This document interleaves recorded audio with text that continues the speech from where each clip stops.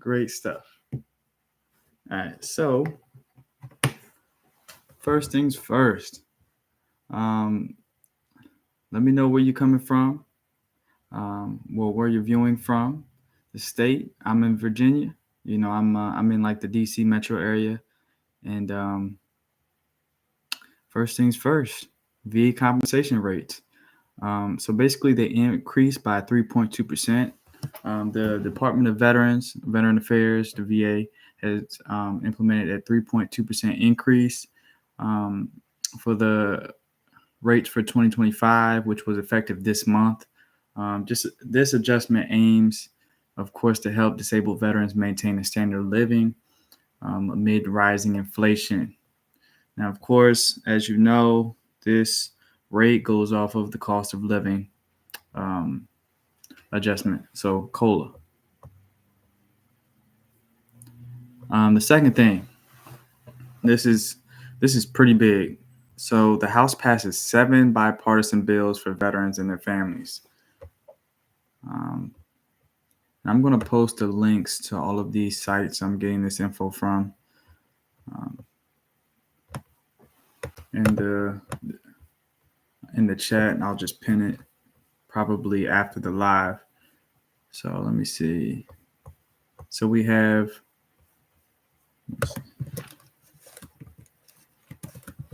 one second.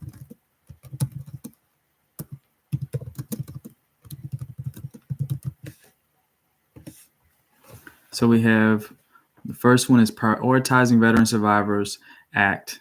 And then you have the VET Act, which is with 2 T's, VETT. You got the Montgomery GI Bill Selected Reserves Tuition Fairness Act. You have Vietnam Veterans Liver Fluke Cancer Study Act, that act was amended. Clear Communication for Veterans Claims Act, that was amended. And then Delivery for Veterans Act. And then you have Fairness for Service Members and Their Families Act for 2025.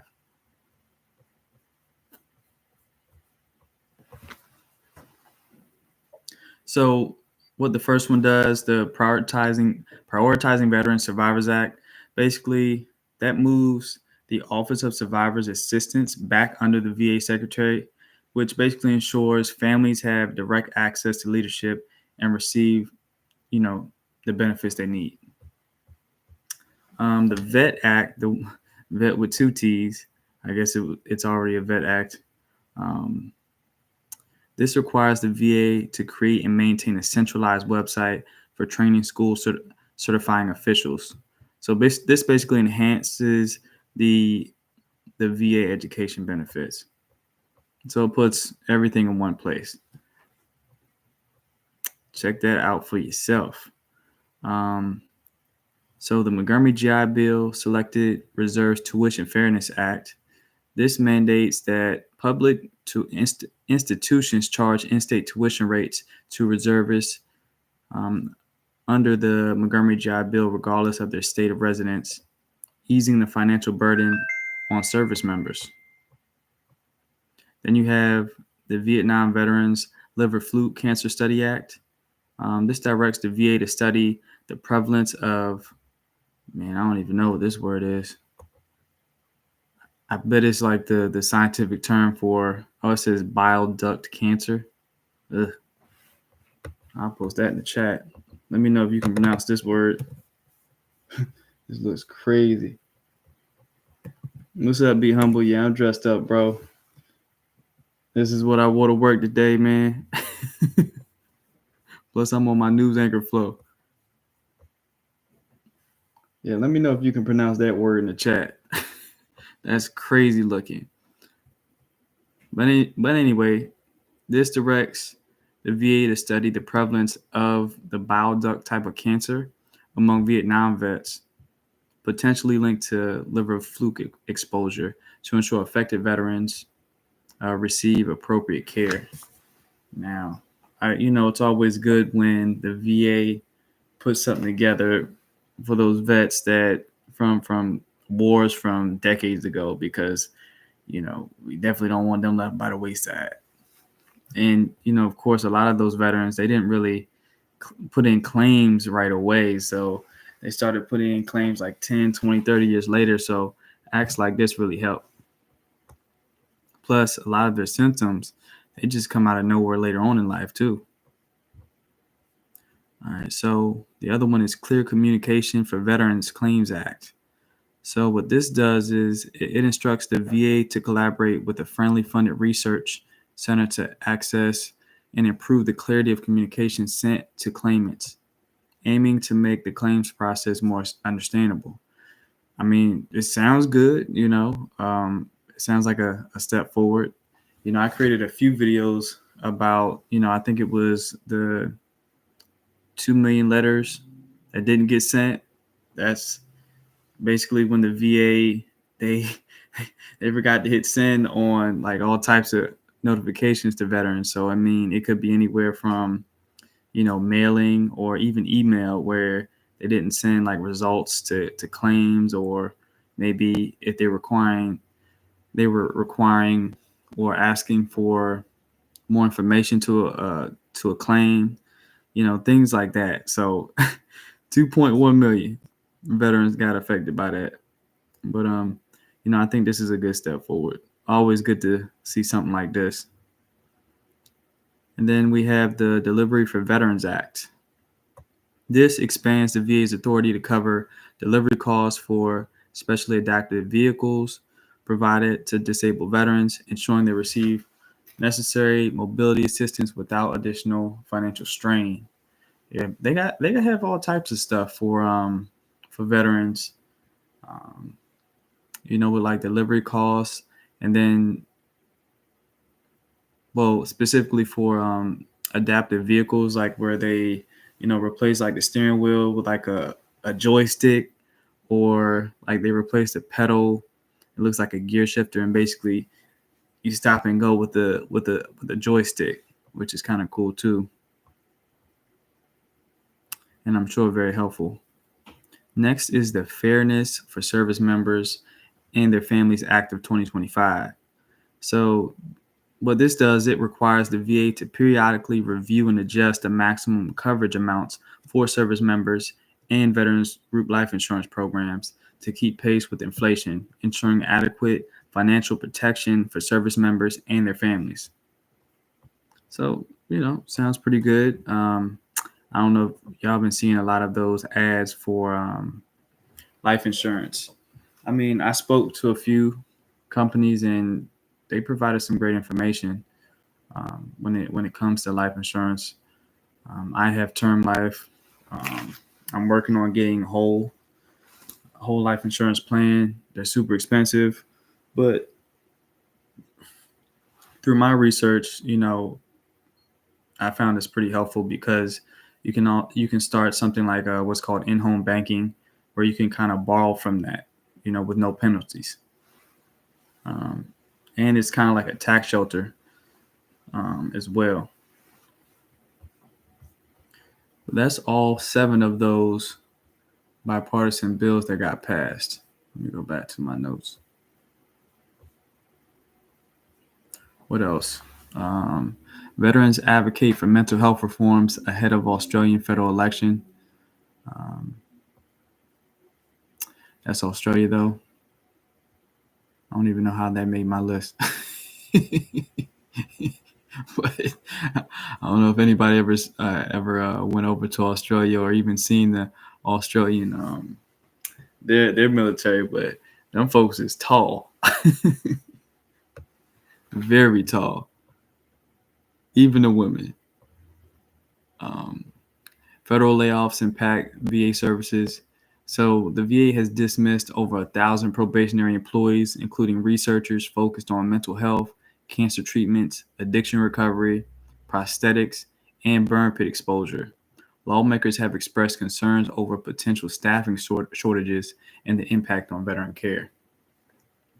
So, I don't work at the VA. I actually work at the USDA, and when I tell you, we just actually finished the deadline for DRP 2.0.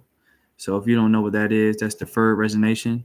And basically that's where they pay you for 5 months to leave the government, to resign.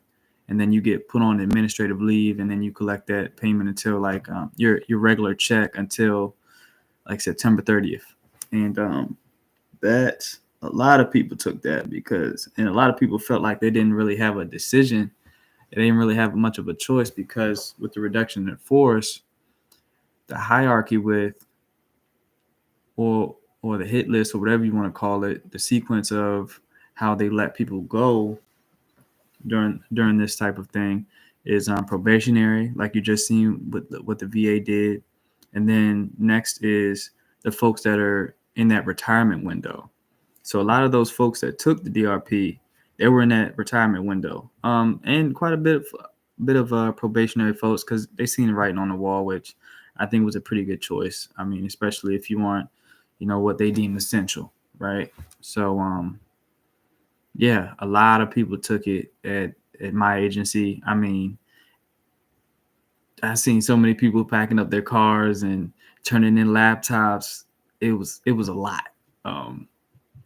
And also even traffic in the DC metro area has been low, but like my wife has been telling me that it's probably also due to spring break. A lot of people took leave because of that. So, a lot of people got kids and traveling out of town, things like that, going on vacations, etc. But yeah, I anticipate it was a lot of people that took it.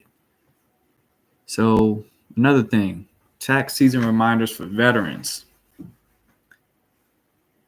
As tax season progresses, veterans are reminded that VA benefits are tax-free and there is no federal income tax on VA insurance proceeds or even, of course, your VA disability income. Additionally, veterans with service-connected disabilities may be eligible for local property tax exemptions. As you know, with most states, you got to be at least 100%. I know Texas is 70%, and I want to move there because I'm 70%, but my wife ain't down for that. So we'll continue to monitor that situation.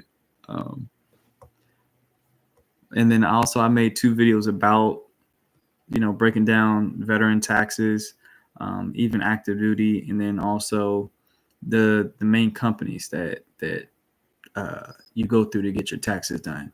The difference between like TurboTax, H&R Block, and also if you want to file yourself or like TurboTax, or if you want to go through an independent CPA, which is what I always recommend. So if you want more details, check out that video or those 2 videos. And then lastly, legal action against VA over education benefits.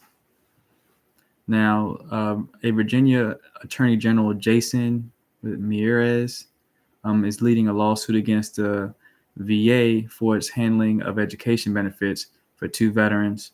All 50 state attorney generals have signed on to the suit, so emphasizing the need for the VA to honor its commitments to veterans.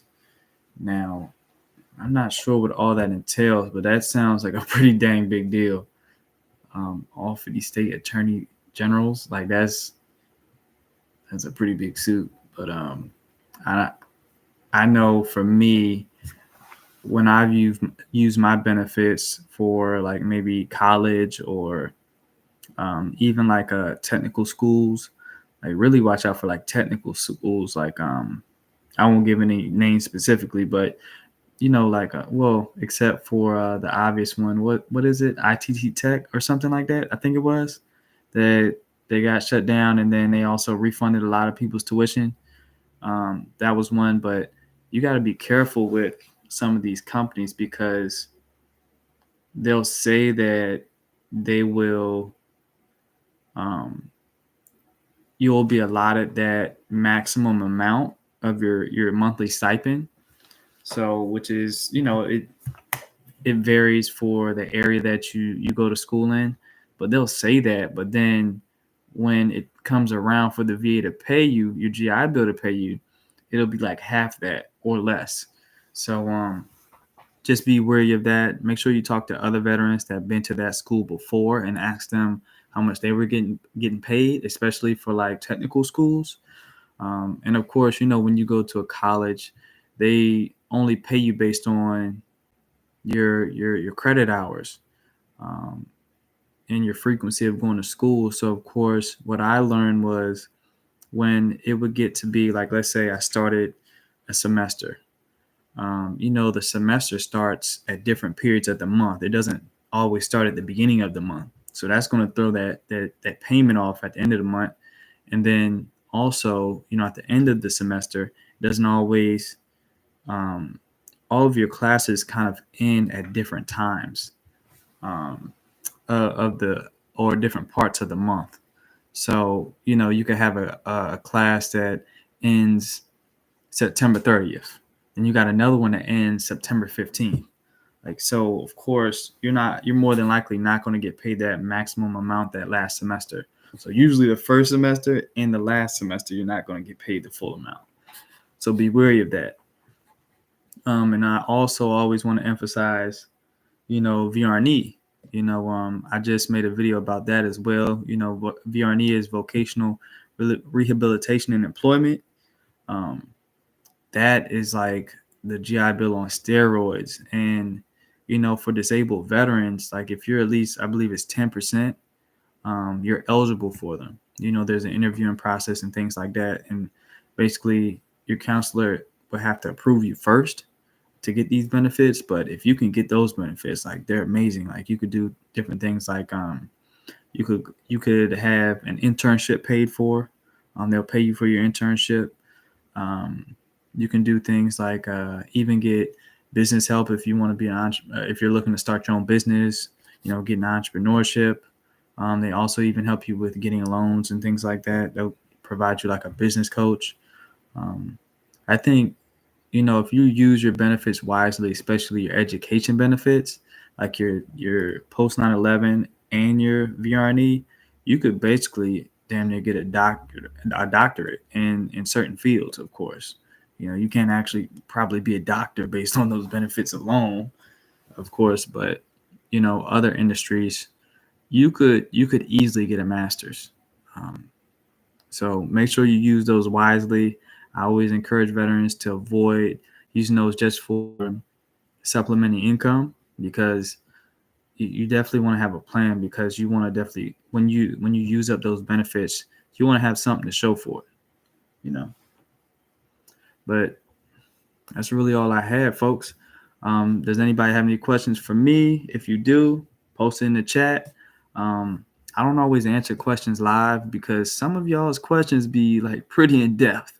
So I got to really like sit down, do some research, and type up something for y'all. So I try to answer y'all as best I can, and when y'all comment under the videos. So yeah, just stay tapped in. I'm posting videos 2 to 3 times a week. And yeah, hit me up if you have any questions. All right. Peace.